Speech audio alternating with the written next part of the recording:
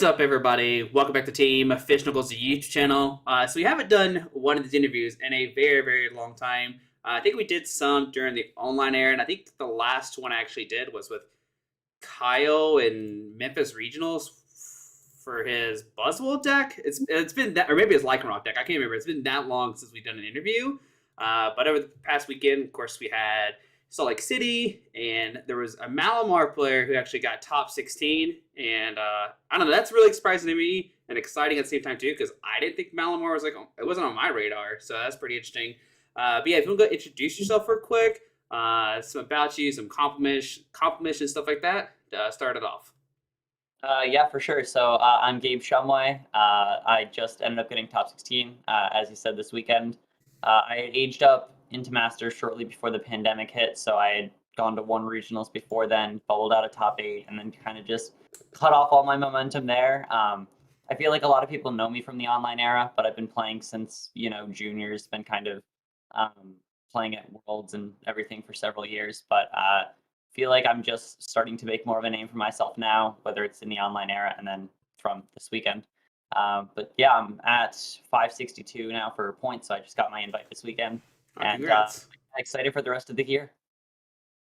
I got you. And talking about the online era, is there like any like big tournaments you won or got like top 8 or anything that people would like be able to notice or have any kind of like oh, I know that tournament or something like that, like the Sunday Open or stuff like that? Or Yeah, I think I won the Sunday Open once. I've honestly kind of lost track of them over the years. I didn't really have any big finishes at POG or any of the major online era, but whether it's like a few hundred people in tournaments, whether it's like chill series or late night, just I've won or got second at a lot of those throughout and just kind of been consistently playing in those when I can.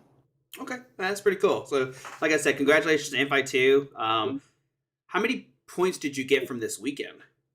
I believe it was 80. So I was at 482 before, and I'm at 562 now. Gotcha. Okay, cool.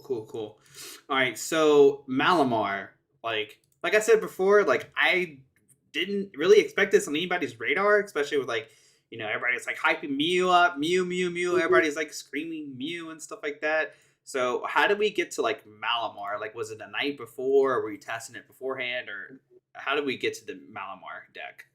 Yeah, for sure. So when the format first came out, I was kind of just trying to test a little bit of everything. Ended up landing on Malamar. I'd really like that. Just played it in a few online tournaments and then kind of grinded a bunch of games with Malamar. But it was mainly the Cinccino version. So I was between a few decks in the week before leading up to the tournament. And I ended up settling on Malamar, but it was the Inteleon version. And I hadn't really played that deck at all until I had gotten to my hotel the night before. I ended up missing my flight Friday morning, so I was stuck in the airport for 6 hours, and I ended up just watching a ton of gameplay with different decks and realized that the Inteleon version was so much better. So built it immediately when I got to the hotel and just kind of grinded it out that night and settled on this list. I got you. And so, like, what's the so you talked about how you put Cinccino, and now you went to the Inteleon. Like, is it just better because you can like just ping out certain cards with the Drizziles and Inteleons, or is there something else behind it? Yeah, I think the main reason is just consistency. So Drizzile, when you set up your stage 1 with the Inteleon version, if you set up a Drizzile, you can immediately get that Cynthia's, get those 8 cards. When you're playing the Cinccino version, it's very luck-based. You're Cinccinoing, you're drawing 2, maybe you're going to get a supporter, maybe you're not. But it's much more set in stone with the Inteleon version. And I feel like you consistently have more outs to Rapid Strike cards. So while the decks both feel like they had about the same ceiling, I feel like this deck had a significantly higher floor. And my goal for the event was just to get points, so I kind of wanted to play what had the highest floor. I got you. Okay. And so outside of Cinccino, was there like any other like partner that people could play Malamar in? Like, were people like for some reason testing like B-Barrel or anything like that? Or were these like the main 2 decks? Maybe someone has something cooking up for like indie, but I don't know of any. Okay. I'd only really known of Cinccino, which was the dominant version until kind of the last week and a half before. Okay. All right. I got you. All right. So going into Saturday, like, are we nervous, like excited for playing like after 2 years, or what's the feelings of going back to regionals for the first time in 2 years? Yeah, it was definitely definitely pretty surreal. It was definitely, I mean, you're gonna have round one nerves at any regionals. I think anyone who says they don't is lying. Mm, So it was definitely interesting to be back round one. It was also a little stressful the morning of because I didn't plan on playing Inteleon and I didn't have all the cards for it. So I had to come in basically Saturday morning, still looking for cards for my deck. I had to do the whole COVID check-in process. So I was kind of just scrambling against the clock and didn't really have time to let the nerves hit in until round one got paired. hmm I got you. And so I guess the interesting thing is like, so you see that you play like a 1-1 Inteleon split. Was that Yeah. like intentional, or did you like not have two of an Inteleon or anything like crazy like that, or that's what you wanted to play? That was intentional. Yeah, Okay. the list was exactly what I wanted to play. Um, so the 1-1 Inteleon split was kind of just uh, the Rapid Strike one is first of all just a Rapid Strike card that you can get rid of when you're using Rapid Strike Tentacles, and you really only need one of the Sword and Shield Inteleon because you play 4 Scoop Up Net, so you can consistently reuse it. Mm, If you play 2, a lot of times it's just going to be a Rapid Strike or a non-Rapid Strike card that gets stuck in your hand that you can't get rid of. So unless it's prized, it never really matters not having a second. got you. And then like outside of the rapid strike, like Inteleon just being there for the Malamar, did we ever like ping anything like, oh, these two damage counters, like we got there, like this took the knockout? So it happened a little in testing. I don't recall anytime it specifically happened during the tournament. I had a friend who was playing the same 60 who I know used it a few times, but I don't think I ever used it. Usually the math would be like, pinging an Arceus and then you like two-shot it, or pinging a Mew and then you two-shot it and you put it down the next turn and you get another ping on it and scoop up net it. But I mean, the math is never really all that relevant. Got you. Okay. I just didn't know there was like some crazy situation or something like that. So, all right. No.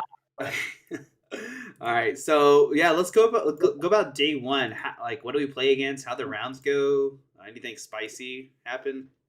Yeah, so I sit down for round one and I'm playing against Inteleon, which definitely wasn't expecting. I had a friend who was really high on the deck, so I had kind of tested against it a bit.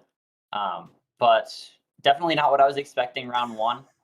Um, so it was also, I believe it was my opponent's first regional round one, so it was kind of a new experience for in that regard. But Mm-hmm. I ended up winning game one after having a really bad start. I remember my hand was kind of dead, and he kept bossing up Remoraids and Sobbles, and it took me a few turns to get set up. But in that matchup, you really only need 2 big knockouts. So I was able to get that off right at the end and win game one.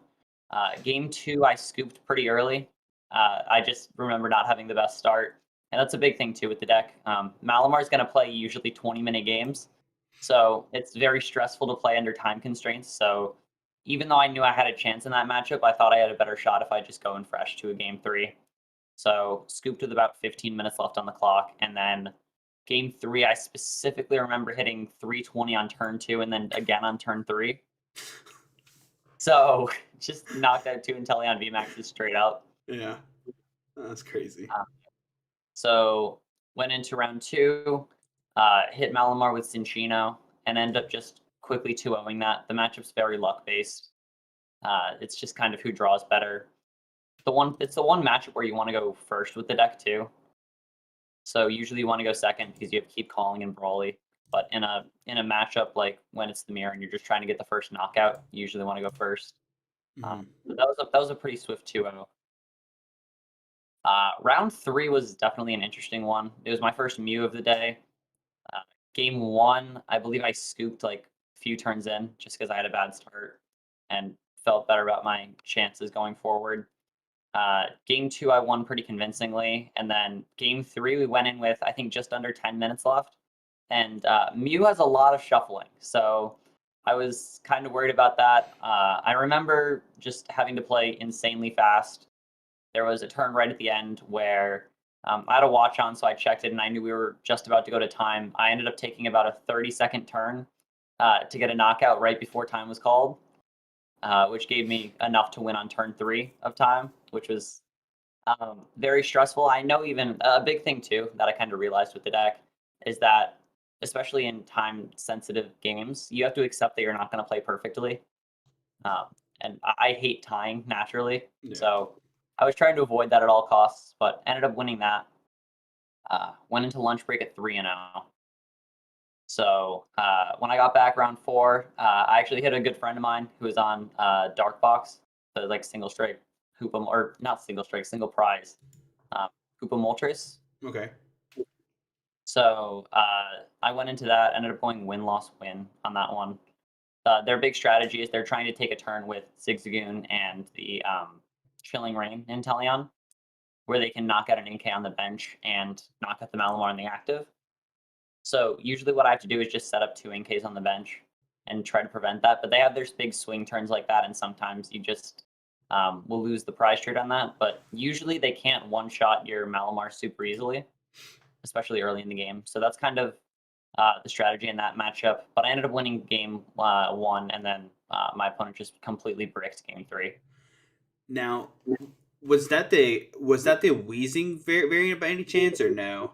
No, so the Okay. Wheezing you completely fold to. Yeah. There's like I believe that there's 2 cards this deck folds to, and it's Galarian Wheezing and Vikavolt. So as long as it's not the Galarian Wheezing version, you're fine. And it wasn't the most popular version of the deck either going into the weekend, so I got you. kind of lucked out on that one. Let's see, round 5, I ended up going on stream that one. That was against the like Arceus Sandaconda, the Desert Storm. It's a storm. Yeah. So I had a friend who had played against the deck earlier in the day and lost to it. So I kind of knew what I was getting into going up against that. And I straight up, I was talking, the funniest thing was I was talking to a friend right before, and I said, yeah, Charlie's 4-0. They like featuring these weird decks. Whoever hits him is going on stream. I guarantee it. Ended up hitting him, and the stream people walked right over, like right as we're sitting down. And I'm like, yep, yeah. Which was definitely an interesting experience. The whole white noise and everything, the gigantic table. It was very hard to think at first, especially being kind of never having gone on stream before. But I mean, it was a good matchup overall. So I ended up winning 2-0 pretty easily. So with the white noise, what do they have playing this time? Because it's always different every time I've like put the headphones on. It's interesting. I'm not sure if it's white noise or static, but it was kind of just like initially it was kind of blasting in my ears.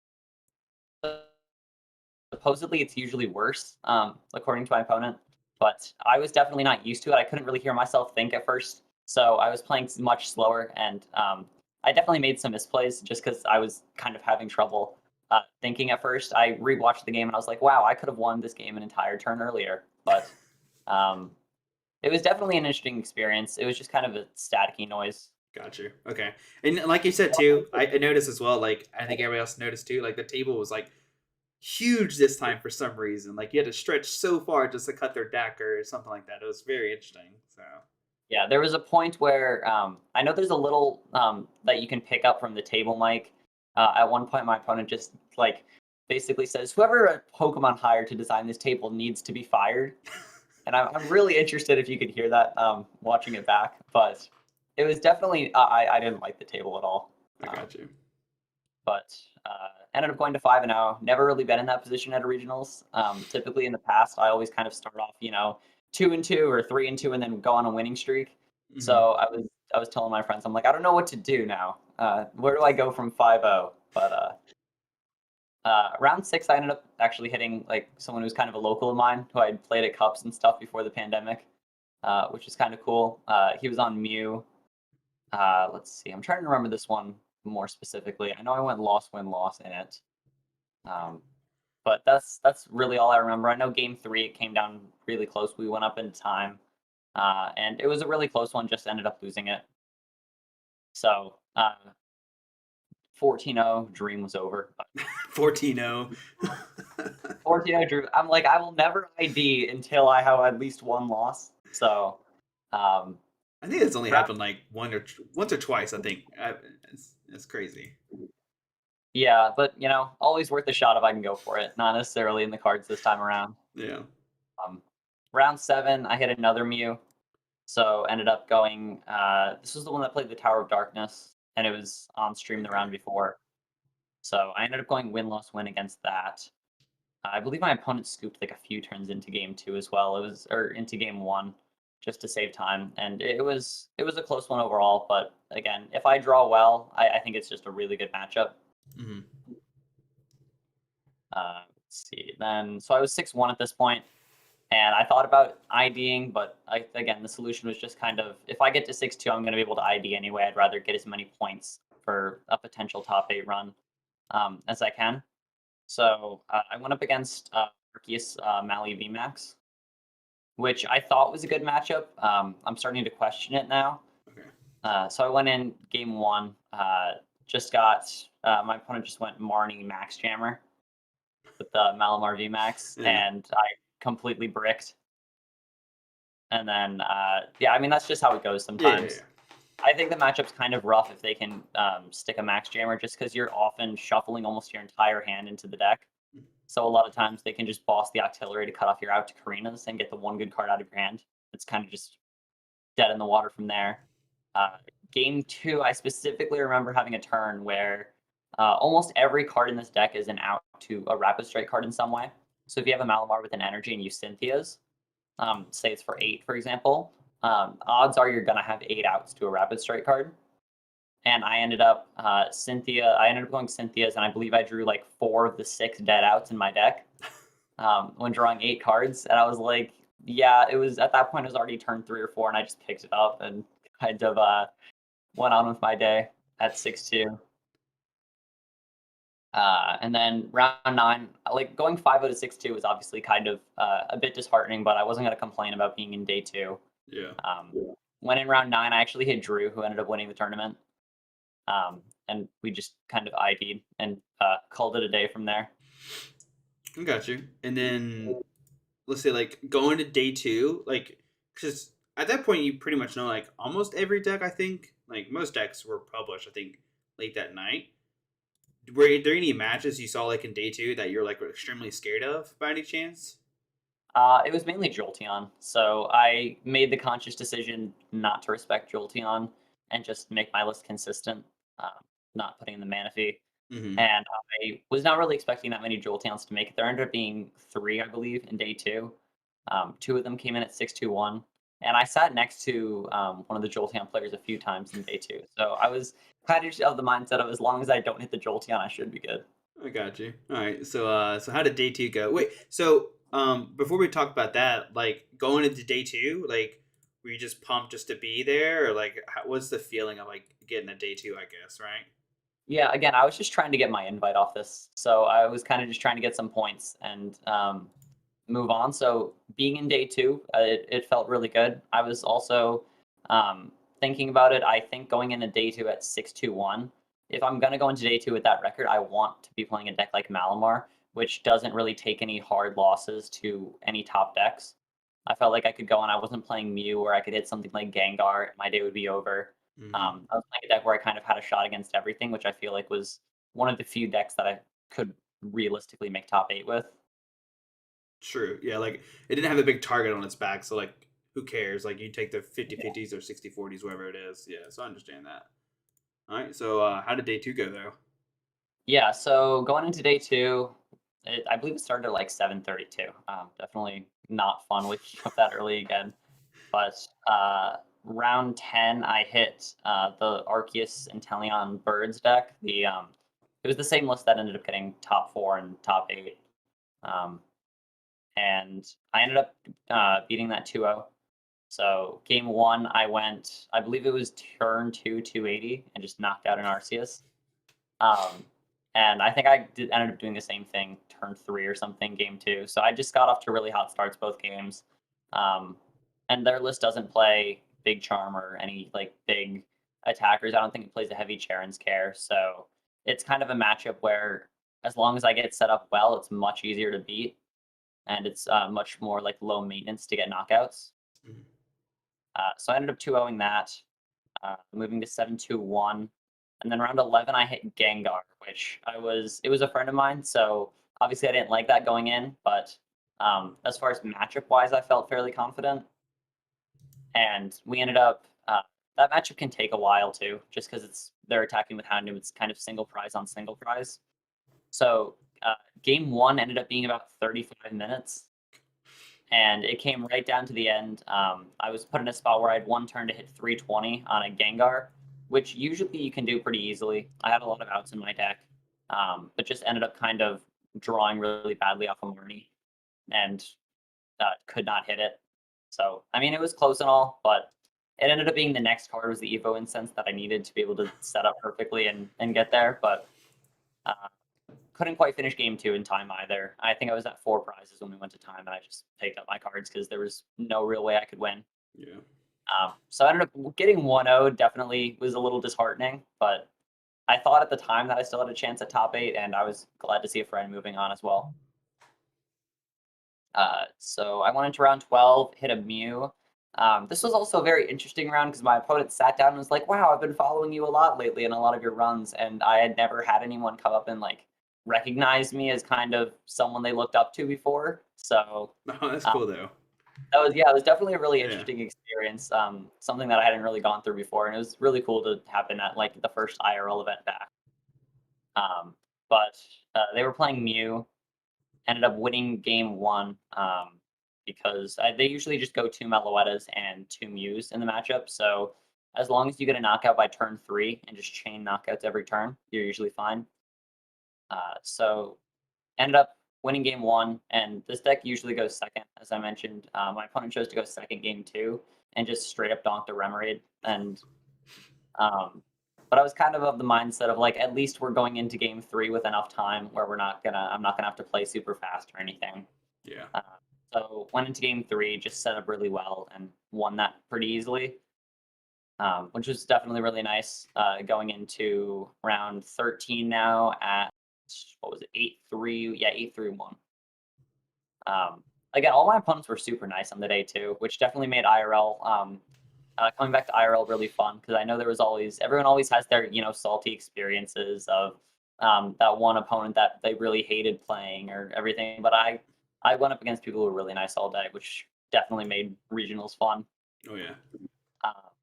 And then round 13, I hit someone who was kind of playing a homebrew deck that they'd made day 2 with. It was Arceus with Rapid Strike Urshifu. They played Moltres V.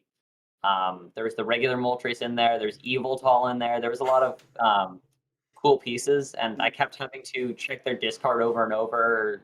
Right as I thought I was in a good spot, they would like whip out some random new tech. So I feel like that's a big reason why I lost game 1. Was I had accounted for, okay, they're down X amount of Claras and their Moltres. I don't think they have any way to get a single prize knockout. So I thought I had it game 1, and then my opponent whips out an Yveltal out of nowhere, goes Raihan, a Dark Energy, grab out the double turbo and knock out my Malamar. Jeez. Just like the prize trade, I was like, okay. So apparently my opponent plays that card, and it came down right to the end where I had to kind of try to scoop up net as many Pokemon as I could off the bench to try to avoid a rapid flow. Mm-hmm. I would have won game 1 as well if my boss hadn't been the last prize. So that's a big thing too people ask about. People seem to always question why I play boss in my Malamar decks. Situations like that. But I ended up losing, I think, like a 20-25 minute game 1. So I had to kind of turn on the jets for game 2 and 3. Game 2, I think I just set up really, really solid and ended up winning that. And then game 3, we went in with 10-15 minutes left. So kind of trying to play as fast as I can and just kind of go through the motions of everything. And I ended up winning that, I believe, in turns with Boss up on a Rapid Strike Urshifu at the very end. So Boss kind of won me game 3 as well, which is nice that it came back around like that. And again, at this point, I thought X31 could sneak into top 8 still. So I was kind of playing as if like a tie completely knocks me out of top cut contention. Yeah. So, I ended up moving to 9-3-1 at that point. And then round 14 was kind of one of the easier rounds of the day. I hit Gengar, which is a pretty good matchup overall. And just kind of set up fine, which is really all you need in the matchup. just kind of set up fine and won both games pretty easily there. We got you. And if you knew that X31 wouldn't make like top 8, would you have had like try to ID with your opponent beforehand or no? So it depends on at what point in the final round I wouldn't have, just because there ended up being, well, before the DQ there was 2 10-3-1s that actually missed top 16. So I was kind of just trying to go as high as I could at that point. Gotcha. My mindset kind of at that point was, let's try to get as much money to pay for the next regional as we can, because that's something I'd ideally try to try to do going forward if I can. It's just top 1 regional, use that money to pay for the next one, and kind of chain it down so I can afford to go to several regionals. Because especially in the past too, when I was in juniors and seniors, financially I was really only able to go to like 1 or 2 a year. Mm-hmm. So kind of trying to self-fund is kind of a goal of mine coming up soon. Gotcha. Okay. I mean, but still, what? So 10-3-1 overall is like still like fantastic there, right? Oh, for sure, yeah. Yeah. So, but let's see. The one thing that was interesting that you pointed out too was the Shifu player you played, and Yeah. that's I think one cool thing about like online versus like IRLs. You don't you have no idea what's going to happen, right? For sure, yeah. And then you talked a lot about how you always wanted to go second. Is there any chance like you just had like a feeling like, okay, I want to go first for some odd reason, like because you played against the Malamar matchup, but you want to go first? So how do you determine like, okay, I'm going to go first in this player or second this player, like, or do you always go second? So if I don't know what my opponent's playing is, if I'm going in blind, I'll always choose second. So that's even against the Malamar round 2, I won the coin flip and chose to go second because I didn't know what my opponent was playing. But typically in single prize matchups is kind of where it's a little shaky. And again, I'm not even totally sure in some matchups whether I wanted to go first or second. I know for a fact in the Malamar mirror, you want to go first because it's whoever takes the first prize usually wins. Because you can chain attackers really easily. Dark Box, I had known what my opponent was playing going in because they were a friend of mine. I think I ended up going second in that matchup, but I was like very, very torn on that. And even now, I need to do more testing to determine that exactly. Gengar 2, I think I went second in the Gengar matchup just because I feel like it takes a lot if they start like a Gengar or something turn 1 to be able to hit 240 on turn 2. So I think second is usually the move overall, except in the Malamar mirror and maybe a few single prize matchups, but I need to test that a little more to know for sure. Got you. And then if you're in a situation like you're like, I'm going second, did your opponent ever were like, what's happening? Like why? Like were they shocked by any chance? I had a few opponents kind of give me a side glance on it when I said second, especially I know even in like round 6 when I was 5, I was at like table 3 or something, and I kind of got looks from the other tables when I said second.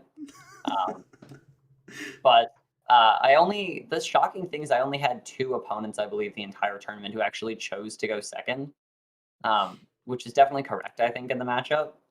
But I had opponents that were basically just deciding to go first and trust their testing all day, which I was thrilled about, frankly. If I, won game 1, my opponent's like, yeah, I'll go first. I'm like, all right, cool. It's basically like I lost. I just get to go in second anyway. But yeah, I definitely got some weird reactions when I got to top tables and started announcing second. Yeah, I mean, it's like on PGCGO, you play against somebody and they win the coin flip. You're like, I'm going second. You're like, all right, sounds good. Let's go. Like free wins or something. Now you talk about you want your opponent should go second. Is that just so they can like try to get the turn 1 knockout? Because you can't set up as well, or what's the reason behind that? I guess logic. Yeah, so you usually want to go second because you have Brawly and you have Sobble's attack keep calling, and those usually help to set up your board. So if your opponent goes second, they get to play a supporter, and oftentimes they get to attack turn 1. And a lot of times going first, you'll only be able to get 2 or 3 Pokemon in play at times. It often depends on exactly what your hand looks like, but a lot of times you only have 2 or 3 Pokemon. And if your opponent can get an earlier knockout or set up to get a better knockout on their second turn, then that's usually the better move. Especially with something like Mew. Like I got donked by Mew when my opponent chose to go second. I got you. It makes sense. Yeah. Sorry, go ahead. No, I was saying, yeah, it makes sense exactly what you're saying. Like, you prevent like getting donked and stuff like that because you have like so many outs to draw your Pokemon and stuff like that. So Yeah, exactly. And I know even against something like Arceus Inteleon was something that I kind of debated going first against, but they already struggle enough to just get an Arceus and an Energy on it turn one. I know that if I'm forcing them to do that on a tighter clock going first, then that's going to help my case as well. okay, and then like looking at the list, we start breaking it down. Like you said, the one boss order, you get the one Tower of Waters and like the one Ordinary Rod. Where there's like any situations you're like, okay, I really, I don't need the Tower of Waters. I wanted something else, or like the Ordinary Rod, or were they like these clutch one ofs? Were they always like really good, or like would you change them out after playing the tournament? Yeah, so Boss's Orders is the two. Yeah, Boss's Orders and Tower of Waters are the two cards that everyone always asks me about, I feel like. Boss's Orders is a card that I've been playing in Malamar since the very beginning as a one of. And I can't count how many times I used it on the day. You use it at pretty much every set. It's a card where it's always coming in clutch, and it's a thing where it usually doesn't get stuck in your hand. Usually it's something you can search out with Drizzile. So especially at the end of games, a big thing too is your opponents will try to hit you with as many one prizers as they can to try to win the prize trade, especially at the end. So nobody expects it either for the most part, since Malamar lists usually aren't playing it. So a lot of times my opponents will just try to trade one prizers at the end if they're winning the prize trade, and I can pull out a Boss's Orders out of nowhere, catch them off guard, and win games like that. But it's also just very good overall to be able to kind of flip the prize trade in your favor. Uh, as far as the Tower of Waters, I know I initially started with Tord's list from this online regionals a few weeks ago, and Tower of Waters was the one card I kind of added the night before, just because I felt like you needed an out to collapse stadium, which could be really rough if your opponent puts you down to 4. It's also just you want to try to keep calling turn 1 as much as you can, and it's kind of a 5th out to switch out a Inkay or a Remoraid out of the active. Got you. And then like the one Ordinary Rod, did you ever want that to be like another Rescue Carrier by any chance, or was that just good because you got back the Psychic Energies too? No, it can't be another Rescue Carrier, honestly. Like, because especially if you're attacking with Malamar before your opponent takes a prize, you're only going to be able to attack 4 times. So you need an out to getting Malamars back into the deck almost every game. Mm-hmm. So otherwise, you're only going to be limited to 4 attacks, and that can be really, really stressful. So it just allows you to get stuff like that back. And yeah, the Psychic Energies too. If you prize an energy or two, it can come in really clutch in that sense. I got you. Now, with the new set, Cynthia's Ambition is in the deck. I know before it was like Bruno. Did you like the change from Cynthia's to Ambition from Bruno, or would you go back to Bruno after playing, or what's your thoughts on that? Yeah, I think Cynthia's Ambition is one of the only reasons this deck went from, tier 2, tier 3 to tier 1.5, maybe even tier 1 at this point in time, just because that one card is so crucial, especially when you're needing to hit 8 Rapid Strike Pokemon to get a knockout on a Mew, or sometimes 9 if they're playing Oricorio in their deck. You kind of need every card you can, and a lot of times that one extra card can set you over the top. Mm-hmm. So, absolutely, I wouldn't go back to Bruno at all. Cynthia's Ambition really, really takes the deck kind of to the next level in a sense. Okay, no, I gotcha. And then outside of that, would there like any other like cards you consider changing? I mean, everything else is like pretty much a lot of 4 ofs. So I couldn't see really cutting any of those stuff.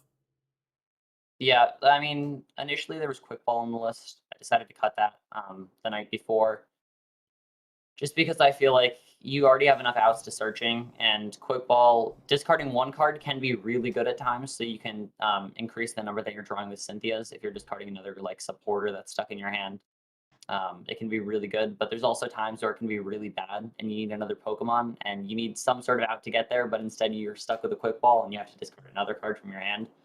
So I just felt like Tower was, that's what I ended up cutting it for. Tower was the 60th card in the deck, so Quick Ball was the 61st card, but it ended up just, I didn't think it was relevant enough to keep around. Got you.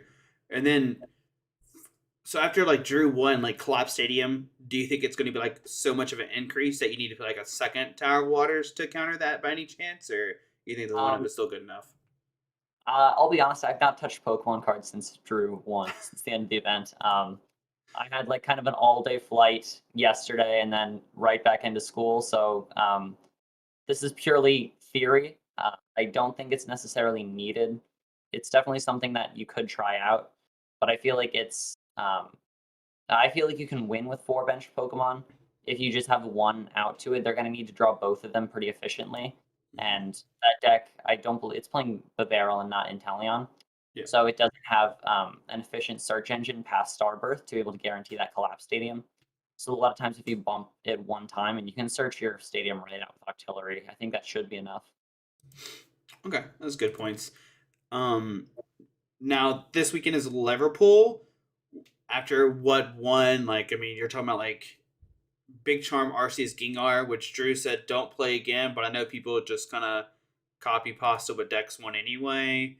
Second place being Suicune. Would you still like consider that if those decks like saw an increase, or how would you go about with like Malamar going forward? Yeah, I didn't really test the Suicune matchup all that much going in with like Malamar, Cinccino, or anything. So I still think that deck's really strong. If I was going to Liverpool this weekend, I'd still play the same 60. Also, just because I don't really feel like testing much else after a weekend like that. But I think the deck's still very strong. I think while Suicune isn't the best matchup for you, just because they have a lot of 1-prizers and kind of bulky 2-prizers they can hit you with early game. I don't see the matchup being any worse than like 45-55.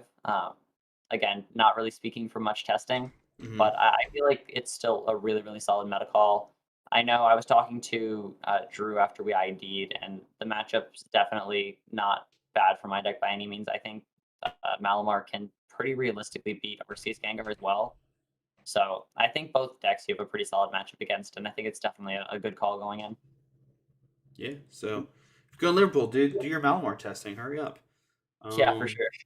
All right, so going forward, I think like we might have like one more regionals, which is like Indianapolis, and it's kind of hard to say like would you change decks because like there's so much in between. But with just like how well you've done with this tournament, if you do go to Indianapolis, would you like still be on the hype train of Malamar? Or are we changing, or how would you go about that tournament? Yeah, it's definitely going to be kind of a process to see how the meta develops going forward. As of now, I still think Malamar's a really good call. It's a comfort pick. The deck felt insane all weekend. I feel like a lot of my losses were either just bad luck or pretty easily fixable too. Like the Gengar loss, I think it's a good matchup still. Like I feel like the deck doesn't really lose much as long as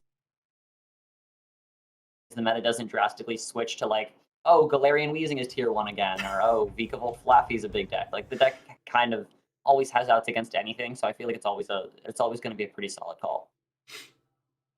Yeah, man, you gotta watch out for those that Flaffy Vikavolt player that was on stream. Yeah, he was actually in my room as well. So Was that was like right after y'all's match, right? Like it went from it was round 8, I think. Oh, It was okay. on. I was on round 5. Gotcha. Okay. Cool. I couldn't remember how. I mean, it's all blur for me as well too now at this point. I just remember like, okay, there's a Sandaconda deck on stream playing Malamar at one point. I was like, I don't know what's happening, and then like, Lightning Arceus came down. I was like, okay, that's it. All right, we're going places this weekend. So Yeah.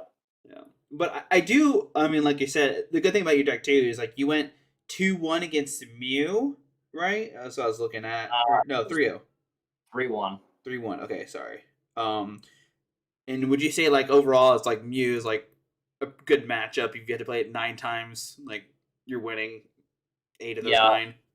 Oricorio is definitely an annoying card, so I feel like if they're playing Oricorio, it's slightly favored. If they're not playing Oricorio, I think it's 60-40 or 65-35. If they're playing the Oricorio, I think it's probably 55-45. But Malamar 2 is a deck that I feel like if you look at like the limitless deck data, I think it's somewhat skewed just because Malamar's a deck that requires a lot of sequencing too. So a lot of people going in can kind of skew the data by not sequencing the best with it. And again, I feel like that's something that I didn't do the best when I was trying to play fast throughout the day. So it's definitely a matchup that you need to test ahead of time and also know when to scoop in because those games can take a while. But overall, I feel like you should beat most of the Mews you play against.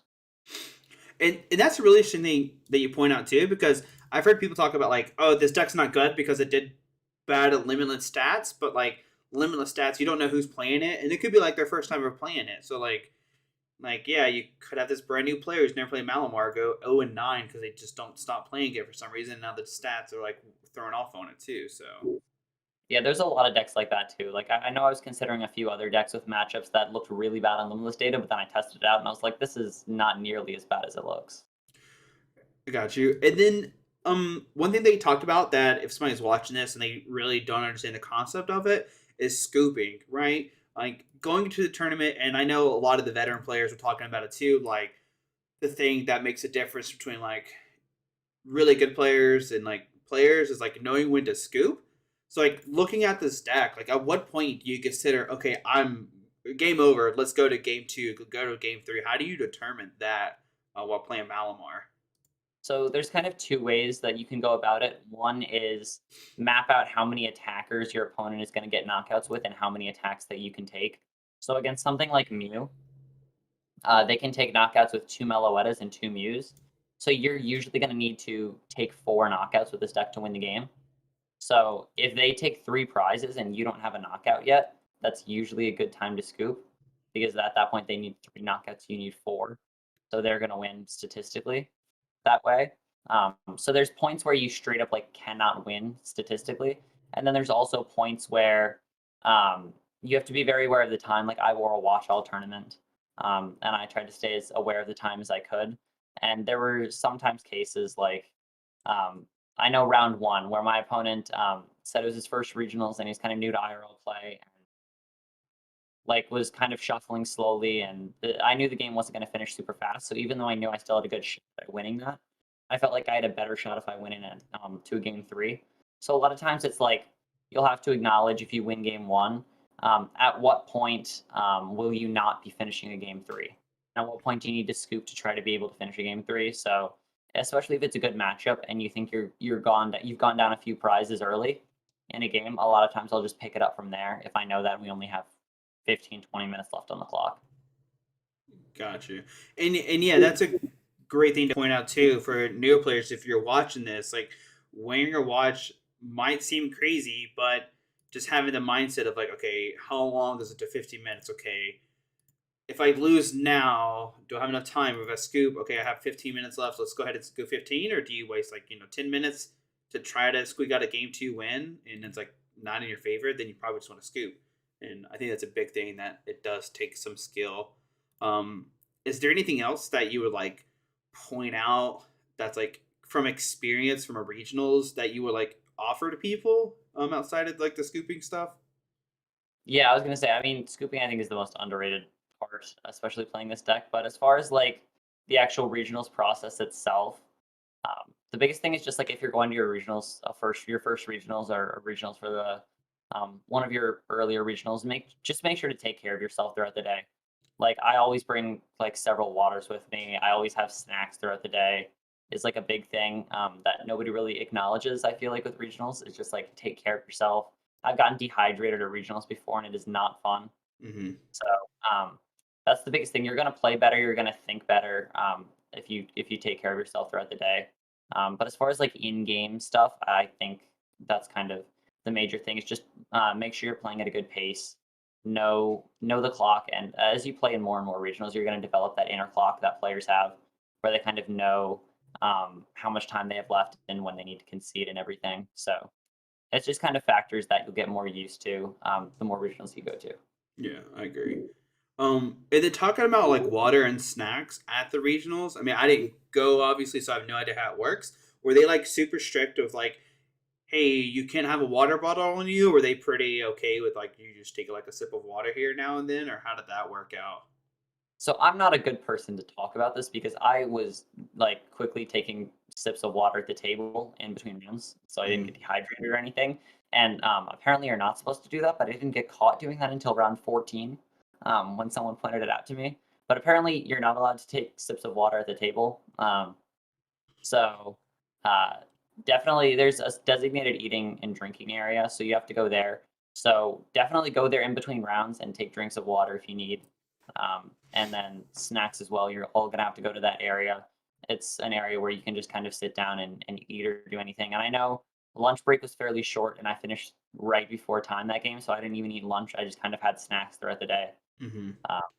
But yeah, there's kind of a designated area for that. I don't know if they're going to change that going forward, but they were very strict with the COVID rules, which I absolutely loved. I think definitely keeping people safe is the best option. And yeah, so just being able to go to that area, just take care of yourself throughout the day, essentially. Yeah, and I agree with that completely. Like that was my big concern too, because while I'm playing, I always it's like an inside joke between my friends, but I always have a smart water bottle with me, the smart water with me, and so Yeah. like even while I'm like playing, like I'm drinking my smart water too. So I didn't know how that works. So I was curious on that part. So all right. Now going forward, are you going to go to any more regionals? Are you going to go to NEIC? I guess that's what it's called now. Yeah, my schedule is kind of packed because I can't go to Indianapolis, and I don't know if I can go to New Jersey because that's right in the middle of like AP exam season. Because I'm still really stressed out and in high school right now. Gotcha. So I kind of just went to Salt Lake City over spring break. I definitely want to try to go to Milwaukee and NAIC. I think those are both going to be pretty logical. New Jersey's potentially going to happen because I'm from Massachusetts, so it's not really that far of a trip down. But I think the only ones that I'm fairly confident about right now are Milwaukee and NAIC. Gotcha. And then I guess how many times have you been to like NIC/nationals? Oh gosh, I've been playing since like 2012. This is going to be a um, I want to say like 6 or 7 times. I'm not exactly sure, but a lot Gotcha. of those were juniors and seniors. Yeah, it was the reason why I brought this up because like during like COVID, it would have been like my 10th anniversary of going to like a national championships, but it doesn't happen. So now is it in my 10th national championship or is it kind of 12 out of it? It's interesting. It's interesting. Yeah, no, Like the 2 years. first one I went to, I think, was in 2013 because that was when Plasma was running rampant. Just a heads up, there's a weird gap right here because my internet decided to die on me. So back to the video we go. All right, so going to Worlds, 100%, or we still trying to figure that out? How is that going to work, especially with like you said, like busy, like high school? Yeah, it's gonna be over the summer, so I think I should realistically be able to go. My summer's gonna be kind of pretty nuts, but I'm definitely gonna try to make time to go out there. It's just a matter of the logistics of everything because my family is not the best flyers. So was going to Salt Lake City solo this weekend and kind of gotta figure out the logistics of everything. But yeah, I should be able to go. Okay, and how many World Championships have you been to? I haven't. I qualified, I think, 6 times. Let's see, because I qualify. I didn't go every year because I was, 7, and my parents were like, "We're not going to Vancouver because you're not that good at Pokemon." But Yeah, let's see, so I went. I got invites in 13, 14, 15, 16, and then 18, 19. So 6 invites, and I've been, I think, 4 times. Day 2 to once. gotcha. Okay, it's still pretty Times, cool. yeah, I was gonna say a few of those times were before like the modern era. Gotcha. So like, yeah. And then I'm trying to think with the Worlds, like you think it's gonna be like totally different, like because this would be your first Worlds as a master, right? Yeah. Yeah. So how do you think that's gonna be? It's gonna be like totally different. It'd be interesting too because like it'd be your, like you said, first Worlds as a master. How does that like format or like the gameplay change like aging up? So honestly, it's kind of, if you would have asked me this before the pandemic, when I top 16 to regionals, then I would have had a lot more of an easier answer for you. But everything's kind of been jumbled up with like no real age divisions and all these online tournaments and like even IRL 1Ks. But I mean, the format and everything is pretty similar. The weirdest thing is that I kind of transitioned better. Like I've been doing better at tournaments as a master than I had as a senior. And I think that's just because I made a big improvement in like my skill as a player over that period of time. But like the difference in worlds, I think it's just going to be an extra round or two, honestly, and it's just going to kind of be going from there. Taking an extra round and just, I don't think it'll really alter my deck choice all that much. 'Cause I think the metas are pretty similar between both divisions. But yeah, I think that's just kind of the general gist of worlds. I got you. All right. Well, like if I haven't said it, congratulations still on getting your invite in top 16. That's like fantastic, especially with Malamar and Yeah, for everything sure. else too. Thank you. Yeah. Now a weird off question. Do you think Pokemon should change? I know you just got your invite for 500, but do you think they should like increase it to like if you got like top 8 out of regionals or top 8 whatever? Do you think like 500 like we're cutting it, no other? Oh, you're getting controversial with that Buster tweet, aren't you? Oh yeah. Oh yeah, dude. Oh yeah, we're So getting there. I was reading that earlier today, and I was just like not really forming an opinion, to be honest. I Thinking got you. about it, I think if you top 8 at regionals, I think you should be able to get your invite. But there's a lot of players too who started again over the pandemic, and I have a lot of friends who didn't really play at the beginning of the season because they were under the mindset of like, hey, I can just go to cups after and get my invite that way. Or I know there was talk earlier about like, oh, maybe if you get in another amount of points, you'll like get the straight invite to Friday rather than Thursday. There's been a lot of different discussion.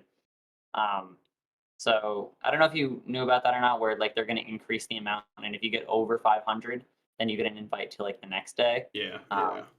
so maybe even like lower it for like an earlier day, I might be okay with. Maybe make it like a 300 or like a 400, and you get kind of your Thursday invite. And then if you had that 500, you get your Friday invite. Again, Pokemon is a really creative team, so they might come up with something. And I know I want to say there was only one other year where they lowered the point threshold, Mm-hmm. Yeah, they and lowered they lowered it, 550 to 500. yeah, something like that. And it was Yeah. like right before NAIC that year. Um, but yeah, I mean, it's going to be kind of their decision. I wouldn't mind anyone who makes top 8 at a regionals getting their invite because I think they're a high enough quality of player to be able to do it. I would disagree with the top 32 sentiment, maybe even the top 16 sentiment.